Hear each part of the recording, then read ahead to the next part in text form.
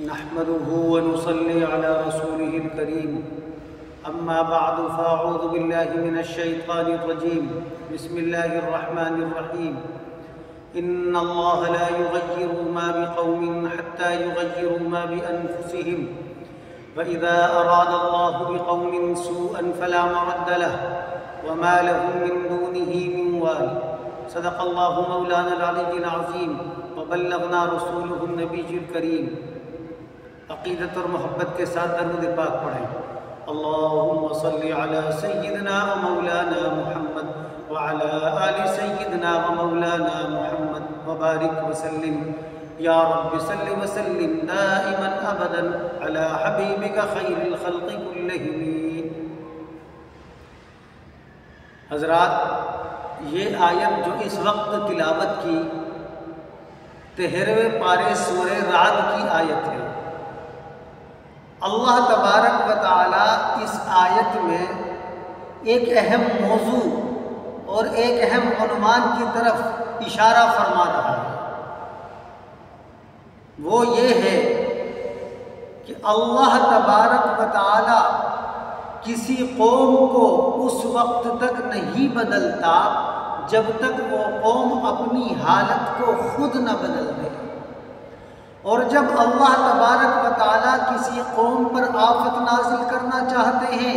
تو پھر وہ کسی کے ٹالے نہیں ٹلتی اور نہ ہی کچھ مدد اس وقت کام آتی ہے۔ اللہ تبارک و تعالیٰ اپنی نگہبانی اور مہربانی سے جو ہمیشہ اس کی جانب سے بندوں پر ہوتی رہتی ہے، کسی قوم کو اس وقت تک محروم نہیں کرتا جب تک وہ قوم اپنی روش خود اللہ تبارک و تعالیٰ کے ساتھ نہ بدل دے، اور جب کوئی قوم اپنی روش خود بدل لیتی ہے تو اللہ تبارک و تعالیٰ کی طرف سے اس پر آفتیں آتی ہیں، پھر وہ کسی کے ٹالے نہیں ٹلتی اور نہ ہی کوئی مدد اس وقت کام آتی ہے۔ جب تک مسلمان اللہ کے قانون کے مطابق چلتے رہے اور اپنے آپ کو اللہ کے حکم کے تابع کر رکھا تھا، اس وقت تک دنیا میں مسلمانوں کا عروج تھا، مسلمان فاتح قوم کہلایا جاتا تھا،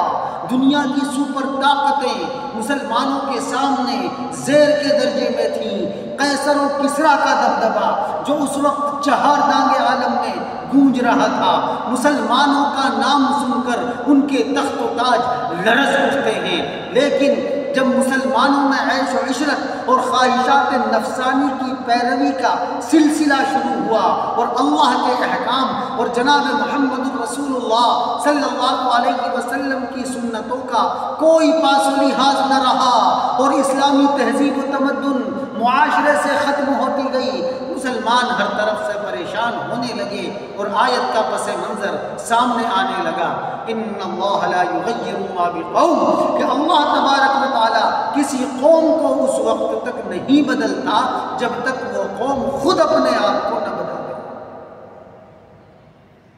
حضور اکرم صلی اللہ علیہ وسلم کا ارشاد گرامی ہے کہ میری امت پر ایک ایسا زمانہ آئے گا کہ جس زمانے میں اسلام کی صرف اور صرف نام باقی رہ جائے گا، اسلام کی روح فنا ہو جائے گی، مسلمان نام کے رہ جائیں گے اور قرآن کے صرف اور صرف حروف باقی رہ جائیں گے، عمل باقی نہ رہے گا، مسجد عمدہ بنے گی، اس میں عیش و عشرت کی ہر چیز مہیا ہوگی، لیکن وہ نمازیوں سے اور ہدایت سے ویران ہوگی۔ اس حدیث میں جناب محمد رسول اللہ صلی اللہ علیہ وسلم نے امت کے لیے 3 پیشین گوئیاں ارشاد فرمائی۔ پہلی پیشین گوئی یہ ہے کہ امت پر ایک ایسا زمانہ آئے گا کہ جس میں اسلام کا صرف اور صرف نام باقی رہ جائے گا، اسلام کی روح فنا ہو جائے گی، مسلمان نام کے رہ جائیں گے، مسلمان اپنے اوپر اسلامی ذمہ داری کو محسوس نہیں کریں گے۔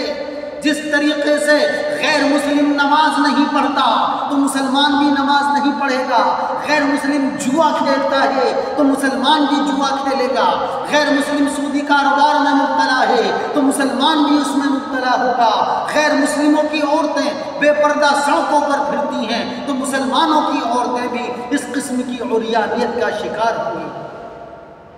اور جس طریقے سے ایک یہودی یہ سمجھتا ہے کہ ہمیں قوم ہے جس کا نام یہودی ہے، نصارہ یہ سمجھتا ہے کہ ہمیں قوم ہے جس کا نام نصارہ ہے، عیسائی یہ سمجھتا ہے ہمیں قوم ہے جس کا نام عیسائی ہے، اسی طریقے سے مسلمان بھی یہی سمجھنے لگے گا کہ ہمیں قوم ہے جس کا نام مسلمان ہے۔ لیکن مسلمان ہونے پر کیا ذمہ داری ہے؟ اس کی خبر نہ ہوگی، کوئی اسلام کی بات پیش کرے گا تو اس کا مذاق اڑایا جائے گا اور اس کو حقارت کی نظر سے دیکھا جائے گا اور اس کو بھی اپنے ساتھ ڈوبنے پر مجبور کیا جائے گا۔ اسی کو فرمایا میرے آقا جناب محمد رسول اللہ صلی اللہ علیہ وسلم نے، لا یبقى من الاسلام الا اسمہ، کہ اسلام کا نام باقی رہ جائے گا، مسلمان نام کے رہ جائیں گے۔ بلکہ آج ہم دیکھ رہے ہیں کہ غیر مسلموں کا معاشرہ اور رہن سہن اور اپنے بچوں کو تربیت کس طرح دے رہے ہیں اور مسلمان کس طرح دے رہے ہیں۔ کوئی شخص کسی اجنبی شہر میں چلا جائے اور اسے مسلم آبادی یا مسلم ہوٹل کی تلاش ہے، اس کے لیے سب سے آسان راستہ یہ ہے کہ جس گلی سے گزر ہو رہا ہے وہ گلی صاف ستھری ہے، پرسکون ماحول ہے، کوئی بچہ نظر آ جاتا ہے تو اس کے چہرے سے سنجیدگی ٹپک رہی ہے، وہ آپ کو آداب آداب کہتا ہوا نکل رہا ہے، تو یہ اس بات کی علامت ہے کہ یہ غیر مسلموں کا علاقہ ہے، یہاں مسلم ہوٹل نہیں ملے گا۔ اور اگر جس گلی سے گزر ہو رہا ہے وہ گلی صاف ستھری نہیں، وہاں آپس میں بچے گالم گلوچی کرتے ہوئے، بدتمیزی کرتے ہوئے، ایک دوسرے کو گالیاں دیتے ہوئے نظر آ رہے ہیں، اور وہاں پر کوڑا کچرا، کوڑا کرکٹ، کوڑے کا ڈھیر یہاں پڑا ہوا ہے، ادھر پڑا ہوا ہے، تو یہ اس بات کی علامت ہے کہ یہ سارے کا سارا مسلمانوں کا علاقہ ہے، یہاں مسلم ہوٹل ضرور مل جائے گا۔ کتنی بڑی غیرت کی بات ہے، کتنے بڑے شرم کی بات ہے۔ حدیث میں ہے ان اللہ نظیف یحب النظافہ، اللہ تعالیٰ صاف ستھرا ہے اور صفائی کو پسند فرماتا ہے، لیکن مسلمان نے اس کو چھوڑ دیا، صاف ستھرا رہنا چھوڑ دیا، اپنے بچوں کی تربیت کرنا چھوڑ دی، اپنے بچوں کی زندگی کے اندر دینی تعلیم پیدا کرنی چھوڑ دی۔ نتیجہ کیا ہوا؟ مسلمان پریشان ہونے لگا، سنتوں کا جنازہ نکال دیا، مسلمان پریشان ہونے لگا، ناپ تول میں کمی کرنی شروع کر دی، مسلمان پریشان ہونے لگا، بے حیائی اور عریانیت معاشرے میں آ گئی، مسلمان پریشان ہونے لگا۔ مسلمانوں، ہم تو وہ لوگ ہیں کہ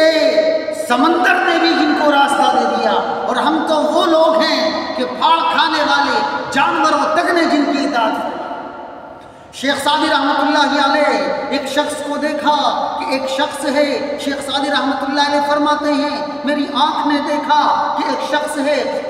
شیر پر بیٹھا ہوا ہے اور شیر کی سواری کر رہا ہے، جدھر کو چاہتا ہے شیر کو موڑ دیتا ہے،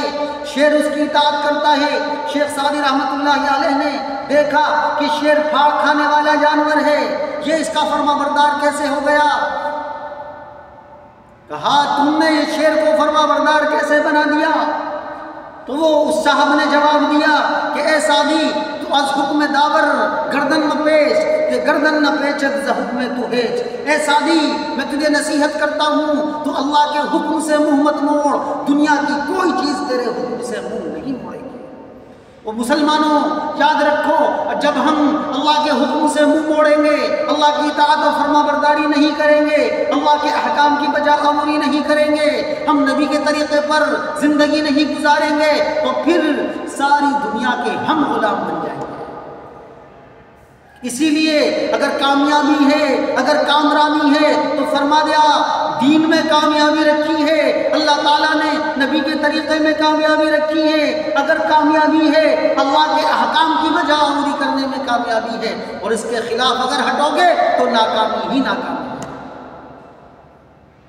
یار کی مرضی کے تابع یار کا دم بھر کے دیکھ، یار کی مرضی کے تابع یار کا دم بھر کے دیکھ، عرض مطلب کر کے دیکھا کر کے مطلب کر کے دیکھ، یار کی مرضی کے تابع یار کا دم بھر کے دیکھ، عرض مطلب کر کے دیکھا کر کے مطلب کر کے دیکھ،